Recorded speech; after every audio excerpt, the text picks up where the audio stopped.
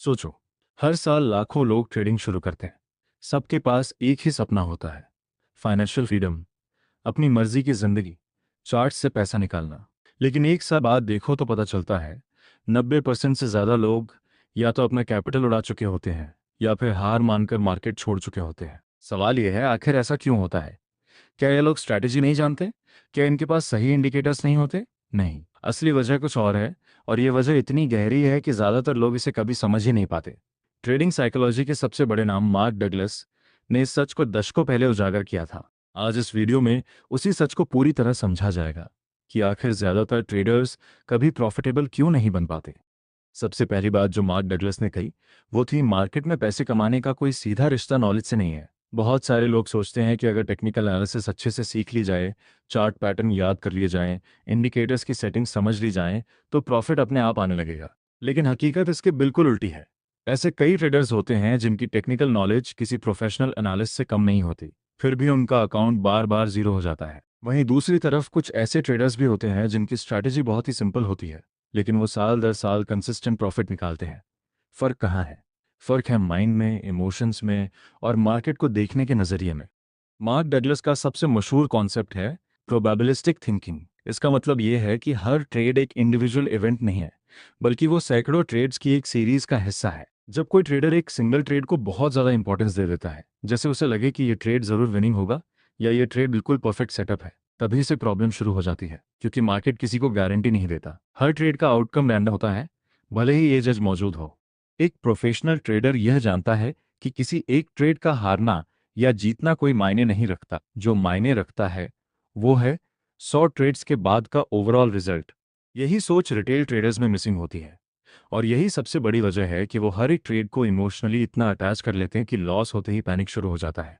अब बात करते हैं इमोशंस की, जो शायद ट्रेडिंग साइकोलॉजी का सबसे बड़ा विलन है। मार्क डगलस कहते थे कि मार्केट में सबसे बड़ा एनिमी बाहर नहीं, अंदर होता है, यानी खुद का दिमाग।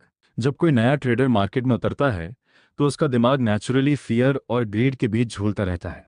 जैसे ही ट्रेड प्रॉफिट में जाता है, ग्रिड हावी होने लगती है, थोड़ा रुक जाते हैं और प्रॉफिट मिल जाएगा, और फिर मार्केट रिवर्स हो जाता है और प्रॉफिट वापस लॉस में बदल जाता है। वहीं दूसरी तरफ जब ट्रेड लॉस में जाता है, फियर हावी हो जाता है, अभी एग्जिट कर लेते हैं वरना और लॉस हो जाएगा, और ठीक उसी वक्त मार्केट पलट जाता है और वो ट्रेड जो विनिंग बन सकता था लॉस में बुक हो जाता है।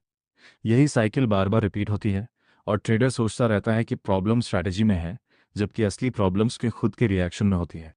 अब यहाँ एक इंटरेस्टिंग एंगल आता है, अकाउंटिंग और फाइनेंस की डिसिप्लिन का ट्रेडिंग साइकोलॉजी से गहरा कनेक्शन।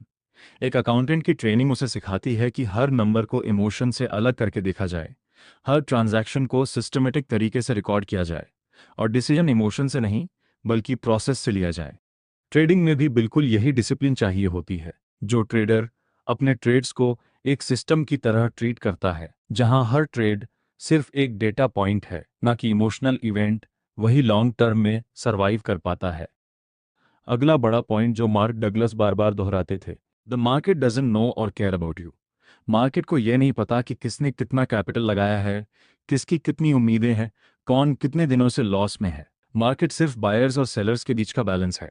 लेकिन जब कोई ट्रेडर मार्केट को पर्सनली ले लेता है, जैसे मार्केट मेरे खिलाफ चल रहा है, या जैसे ही मैं एंट्री लेता हूँ मार्केट रिवर्स हो जाता है, तब वो खुद को एक विक्टिम मानसिकता में डाल देता है। ये विक्टिम मानसिकता आगे चलकर रिवेंज ट्रेडिंग को जन्म देती है, जहां लॉस को रिकवर करने के चक्कर में ट्रेडर बड़ी बड़ी पोजीशन साइज लेने लगता है बिना किसी प्लान के। और यही वो पॉइंट है जहां एक अकाउंट पूरी तरह ब्लो हो जाता है। अब बात करते हैं कॉन्फिडेंस और कंसिस्टेंसी की। मार्क डगलस का मानना था कि एक प्रोफेशनल ट्रेडर और एक एमेच्योर ट्रेडर के बीच फर्क उनकी स्ट्रैटेजी में नहीं बल्कि उनके बिलीफ सिस्टम में होता है। एक प्रोफेशनल ट्रेडर के पास एक क्लियर सेट ऑफ रूल्स होते हैं और वो हर ट्रेड में उन्हीं रूल्स को फॉलो करता है, चाहे रिजल्ट कुछ भी हो। जबकि एक एमेच्योर ट्रेडर हर ट्रेड के बाद अपने रूल्स बदलता रहता है। अगर एक स्ट्रैटेजी से लॉस हुआ तो अगली बार दूसरी स्ट्रैटेजी ट्राई करेगा, फिर तीसरी, फिर चौथी। इस तरह वो कभी भी एक सिस्टम को इतना टाइम नहीं देता कि उसकी असली एज पता चल सके। कंसिस्टेंसी की कमी ही सबसे बड़ी वजह है कि ज़्यादातर लोग कभी प्रॉफिटेबल नहीं बन पाते। एक और बहुत ज़रूरी कॉन्सेप्ट है रिस्क एक्सेप्टेंस। मार्क डगलस कहते थे कि जब तक कोई ट्रेडर पूरी तरह से रिस्क को एक्सेप्ट नहीं करता, तब तक वो कभी भी क्लियर माइंड से ट्रेड नहीं कर सकता। रिस्क एक्सेप्ट करने का मतलब है हर ट्रेड लेने से पहले यह मान लेना कि यह ट्रेड लॉस में भी जा सकता है, और वो लॉस पूरी तरह से ओके है, क्योंकि पहले से ही पोजीशन साइजिंग और स्टॉप लॉस उसी हिसाब से सेट किया गया है। जो ट्रेडर रिस्क को एक्सेप्ट नहीं करता, वो हर ट्रेड में स्ट्रेस में रहता है, स्टॉप लॉस को बार बार मूव करता है, या फिर लॉस होते ही पैनिक में गलत डिसीजन ले लेता है। जबकि जो ट्रेडर रिस्क को पूरी तरह एक्सेप्ट कर चुका होता है, वो शांत दिमाग से मार्केट को ऑब्जर्व कर पाता है और उसकी डिसीजन मेकिंग कहीं ज़्यादा क्लियर होती है। अब जरा गहराई से समझते हैं कि यह सब प्रैक्टिकली कैसे लागू होता है। मान लीजिए दो ट्रेडर्स हैं, दोनों के पास एक जैसी ही स्ट्रैटेजी है, एक सिंपल सुपर ट्रेंड और ईएमए क्रॉसओवर सिस्टम। पहला ट्रेडर हर ट्रेड के बाद खुद से पूछता है, क्या मैंने अपने रूल्स फॉलो किए? अगर जवाब हाँ है, तो चाहे प्रॉफिट हो या लॉस, वो खुद को सक्सेसफुल मानता है, क्योंकि उसने प्रोसेस को फॉलो किया। दूसरा ट्रेडर हर ट्रेड के बाद सिर्फ ये देखता है कि प्रॉफिट हुआ या लॉस, और उसी हिसाब से अपना मूड और अगली स्ट्रैटेजी डिसाइड करता है। कुछ ही महीनों में पहला ट्रेडर एक कंसिस्टेंट, डिसिप्लिन्ड सिस्टम बना चुका होता है, जबकि दूसरा ट्रेडर हर हफ्ते एक नई स्ट्रैटेजी ढूंढता रहता है और कभी भी असली ग्रोथ नहीं देख पाता। मार्क डगलस की टीचिंग्स का सार यह है, ट्रेडिंग में सफलता का रास्ता किसी सीक्रेट इंडिकेटर या मैजिक स्ट्रैटेजी से नहीं गुजरता। ये रास्ता गुजरता है सेल्फ अवेयरनेस से, इमोशनल कंट्रोल से, और एक ऐसी मानसिकता से जो हर ट्रेड को प्रोबेबिलिटी के तौर पर देखे, ना कि गारंटी के तौर पर। जो ट्रेडर ये समझ लेता है, वही लंबे समय तक मार्केट में टिक पाता है और वही असली प्रॉफिटेबिलिटी की तरफ बढ़ पाता है।